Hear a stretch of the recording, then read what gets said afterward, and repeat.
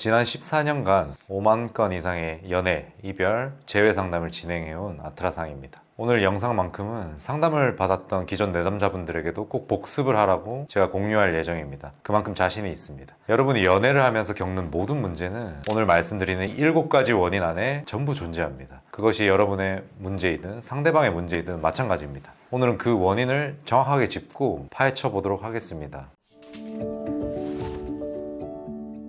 본론으로 바로 들어가겠습니다. 사람들은 보통 자유의지에 따라 자신의 연애에서 실패한다고 스스로 자책하고 죄책감을 느끼고 슬퍼합니다. 하지만 환경적으로 어쩔 수 없이 연애 고자가 되는 경우가 훨씬 더 많습니다. 스스로 자신의 문제점을 인식하고 자각하는 것만으로도 연애에서 느꼈던 어려움, 슬픔, 이런 괴로운 증상들이 얼마든지 호전될 수 있습니다. 오늘 영상이 여러분들께 큰 도움이 되었으면 좋겠습니다. 참고로 오늘 다룰 문제들은 오로지 연애를 잘하는 관점에서 말씀을 드리는 겁니다. 꼭 잘 사는 것, 이상적이게 살아가는 것, 도덕적으로 올바른 행동, 이런 것들을 말씀드리는 게 절대 아님을 명심해 주시길 바랍니다. 여러분이 만약에 연애를 잘할 필요성을 못 느끼거나 결혼하고 싶은 마음이 전혀 없다면 오늘 영상을 보실 필요가 없습니다. 연애를 망치게 되는 7가지 이유는 이와 같습니다. 첫 번째, 낮은 자존감. 두 번째, 어린 시절의 사랑의 부재. 세 번째, 강박증. 네 번째, 낮은 사회적 지능. 다섯 번째, 상처에 대한 트라우마. 여섯 번째, 지나친 자기 합리화로 인한 학습 부진. 일곱 번째, 자신의 성별과는 정반대되는 행동들. 첫 번째부터 자세히 살펴보겠습니다. 첫 번째, 낮은 자존감. 자존감이 낮게 형성되면 항상 자기 스스로에 대한 자신감이 없어지게 됩니다. 이에 따라서 쓸데없이 인간관계에서 자존심을 많이 부리게 되면서 주변 사람들을 잃게 됩니다. 물론 반드시 이런 증상을 보이는 건 아닙니다. 제가 지금 말씀드리는 문제점들은 평균적이고 대체적인 것이므로 지나친 편견과 선입견을 가질 필요는 없을 것 같습니다. 낮은 자존감 얘기를 계속 해보죠. 예를 들어 첫 번째, 항상 사람들이 자신에게 상처를 준다고 생각하는 사람들이 있습니다. 친구를 사귀는 비중보다 절교하는 비중이 훨씬 큰 사람이죠. 두 번째, 누군가가 나를 좋아한다고 하면 의심부터 하게 됩니다. 저렇게 멀쩡하고 괜찮은 애가 왜 나한테 이런 감정들이 드는 거죠. 얘도 결국 날 상처 주고 떠나가게 될 거야, 이런 생각들을 무의식적으로 하는 상태입니다. 자신의 낮은 자존감을 내보이기 싫기 때문에 평소에는 자연스럽게 또 강한 척을 할 수밖에 없습니다. 이런 사람들은 겉으로 보기엔 평소에 여러분에게 자신감이 넘쳐 보일 수 있습니다. 자신은 사랑받는 게 당연하다고 여기고 인기 많은 척, 아쉽지 않은 척, 이런 행동들을 과하게 하게 됩니다. 하지만 여러분한테 종종 이런 말을 하게 되죠. 자신을 사랑하는지에 대해 물어보는 식의 의아한 행동을 할 때가 많습니다. 세 번째, 상대방이 나를 칭찬해도 대부분 안 이쁘게 생각하게 됩니다. 괜히 입 벌린 소리겠지, 괜히 하는 말이라고 생각하게 됩니다. 네 번째, 연인이 나에게 사랑을 퍼주더라도 이 사랑 자체가 되게 모자란다고 생각하면서 화가 나게 됩니다. 처음엔 꾹 참겠죠. 하지만 화를 결국 내게 돼요. 처음에 사귈 때와는 태도가 다르다고 생각하게 되면서 점점 더 부정적인 생각만 강화하게 됩니다. 다섯 번째, 주변에 잘 나가는 사람이 있으면 동경을 하거나 잘 됐다고 함께 기뻐해 주기보다는 시기 질투심이 굉장히 많습니다. 그냥 꺼내는 이야기인데 괜히 깎아내리는 말들을 이렇게 하게 되는 거죠. 쟨 집안이 좋은 거야, 뭔가 사기를 쳤을 거야, 능력은 좋은데 외모가 망했네, 깎아내리고 비하하기 바쁩니다. 여섯 번째, 별것 아닌 것에 화를 내고 과민 반응을 보입니다. 갑자기 연락 두절이 되는 경우가 아마 많을 겁니다. 일곱 번째, 내가 먼저 헤어지자고 했음에도 불구하고 다시 상대방에게 연락했을 때 상대방의 연락 받지 않으면 패닉이 오거나 원망의 말을 상대방에게 쏟아내게 됩니다. 이런 것들이 낮은 자존감 때문에 벌어지는 현상들입니다. 두 번째, 어린 시절 사랑의 부재 때문입니다. 첫 번째 말씀드렸던 자존감은 대부분 어린 시절에 형성되기 마련입니다. 이때 형성된 자아가 성인이 되어서 연애 문제를 일으킵니다. 어린 시절에 부모님의 부재, 학대 혹은 사랑받지 못한 경우, 두 번째는 학창시절의 왕따, 세 번째는 부모님의 큰 기대와 엄격함 등 정서적으로 불안정하게 성장한 경우에 자존감이 낮게 형성됩니다. 상대방이 엄청난 엘리트에 학벌도 좋고 사회적으로 보기에 굉장히 뛰어난 능력과 스펙을 가지고 있음에도 이런 환경에서 자란 사람들은 자존감 자체가 낮게 형성된 경우가 매우 많습니다. 겉보기와는 다른 것이죠. 네 번째, 귀여움을 무기로 의존적으로 성장한 경우, 자존감이 낮아짐에 따라서 결국엔 애정결핍적인 모습을 많이 보일 수밖에 없습니다. 물론 100% 이런 상관관계를 보이는 건 아니니까 다시 한번 강조드리지만 편견은 가질 필요 없습니다. 스스로 노력하고 심리학적인 공부를 많이 하고 스스로의 문제를 자각하는 것만으로도 극복 가능한 부분입니다. 굳이 저희에게 상담을 받지 않더라도 제가 고정 댓글로 남겨드리는 무료 칼럼과 아트라상의 이론, 실제로 이런 연애 문제를 극복한 내담자분들의 무료 후기들을 글을 읽어보시면 얼마든지 스스로의 문제를 자각하고 극복하실 수 있을 겁니다. 세 번째로 넘어가겠습니다. 강박증입니다. 강박증이란 별것 아닌 것에 집착하는 증상을 말합니다. 예를 들어 집 밖으로 못 나가는 사람들 있죠. 특정 숫자를 계속 세는 것, 청소를 미친 듯이 하고 정리정돈하기, 이런 습관들이 있습니다. 겉으로 보기에는 완벽주의처럼 보일 수 있습니다. 하지만 이런 증상 때문에 상대방이 무심코 내뱉은 한마디, 별것 아닌 행동에 끊임없이 의미부여를 하고 머릿속에서 문제가 풀리지 않는 한 잠을 못 자고 불면증에 빠지는 사람들이 있습니다. 실제 상담 사례에서 이런 것들도 있죠. 상대방의 별것 아닌 카톡 사진 변화, 인스타 변화, 그리고 상대방과 마주쳤을 때 미세 표정이나 작은 행동들, 이런 것들에 사실 엄청난 의미 부여를 하게 됩니다. 이런 강박적인 증상이 심해지면 심한 망상 속에서 엄청난 소설이 탄생하기도 합니다. 이런 강박증을 가지고 있을 경우에는 별것 아닌 것에 감정 자체가 크게 흔들리기 때문에 내적 프레임이 낮게 형성되면서 화내기, 매달리기 등으로 연애를 오래 지속하기 어렵습니다. 만약에 강박증을 지닌 사람이 장기 연애를 하고 있다 이러면 사실은 상대방의 매력이 강박증을 가진 사람보다 몇 단계 아래일 가능성이 큽니다. 주변 사람들이 커플 사진 보게 된다면 네가 아깝다, 쟤를 왜 만나? 이런 말들을 종종 듣고 계실 확률이 큽니다. 네 번째로 넘어가겠습니다. 사회적 지능입니다. 사회생활을 하다 보면 이런 사람들이 꼭 있습니다. 쟤는 눈치가 너무 없는데? 쟤는 남의 감정을 잘 모르는 것 같아. 사회적 지능이란 쉽게 말하면 눈치를 잘 보는 능력입니다. 운동을 잘하고 못하는 사람이 있듯이 사회적 지능은 선천적으로 결정된 능력인 경우도 있습니다. 물론 환경적으로 학습을 하면서 조금씩 개선되는 경우도 있죠. 사람들에게 쉽게 호감을 얻고 비호감으로 낙인 찍히는 비율이 낮을수록 사회적 지능이 높은 경우입니다. 사회적 지능이 높은 사람은 당연히 인기가 많습니다. 예를 들어 국민 MC인 유재석 씨 같은 분들은 사회적 지능, 눈치 이런 것들이 매우 높은 사람들입니다. 사람들의 분위기, 표정, 사태 파악 이런 것들을 쉽게 해냄으로써 분위기를 주도해 나가는 것이죠. 연예인들 중에 특히 욕먹는 비중이 많고 안티가 너무 많다 이런 사람들은 사회적 지능이 낮은 사람이라고 생각해도 됩니다. 그 사람이 나쁘든 착하든 사회적 지능이 높으면 자기 스스로를 잘 포장하고 상대방의 마음을 쉽게 캐치해내기 때문에 적어도 마이너스 당하는 빈도를 최소화시킬 수 있습니다. 사회적 지능이 선천적으로 낮은 경우에는 많은 사람을 만나는 경험 그리고 물리적 한계가 있다면 마치 많은 사람을 만난 것과 같은 효과를 주는 독서 등을 통해서 어느 정도 극복은 가능합니다. 어떤 사람과의 관계를 회복하기 위해 사람 심리에 대해 이렇게 영상을 보면서 생각해 보는 것만으로도 여러분의 사회적 지능은 1점씩 높아지고 계신 겁니다. 다섯 번째, 상처에 대한 트라우마입니다. 이건 1번 낮은 자존감, 2번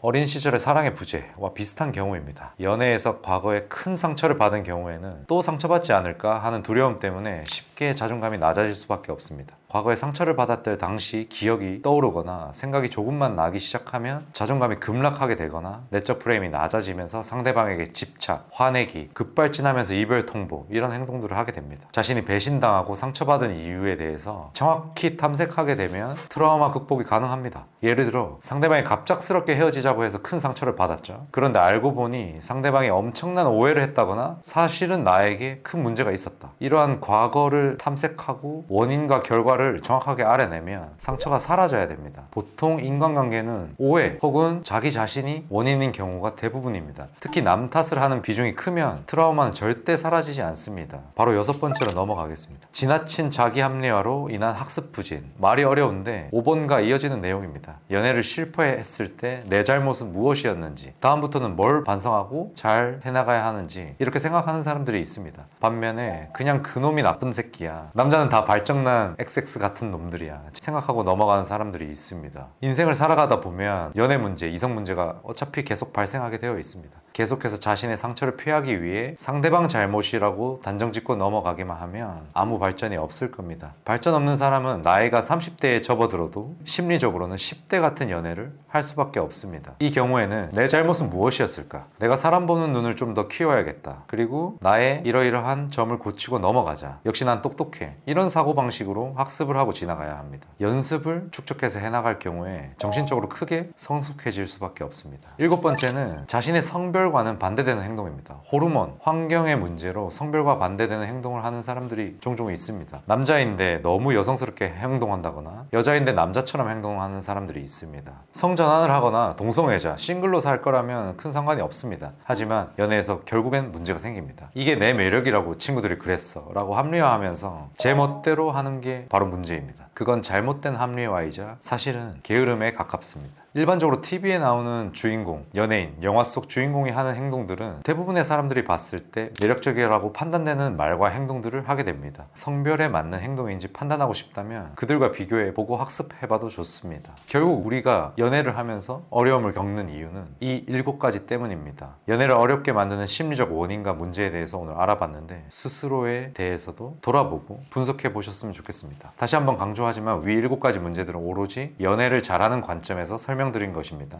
여러분에게 연애나 결혼이 필요 없다면 여러분이 생각하시는 이상적인 삶을 살아가시면서 행복을 영위하시면 됩니다. 사실은 이 7가지 문제로부터 완전히 자유로운 사람은 아무도 없습니다. 누구나 이 7가지 문제 중 한두 가지 이상의 문제점들을 가지고 있을 거예요. 이런 문제점들을 가지고 있던 사람들이 아트라상에서 정보를 얻고 어떻게 극복해왔는지 제가 고정 댓글을 통해 실제 사례들을 남겨드릴 테니 꼭 확인해 보시길 부탁드립니다. 영상 보시느라 수고하셨습니다. 제가 남겨드리는 고정 댓글 꼭 확인해 보시고 하나씩 들어가셔서 칼럼들을 꼭 읽어보시고 스스로의 연애 문제와 해결책을 찾아가셨으면 좋겠습니다. 감사합니다. 아트라상이었습니다.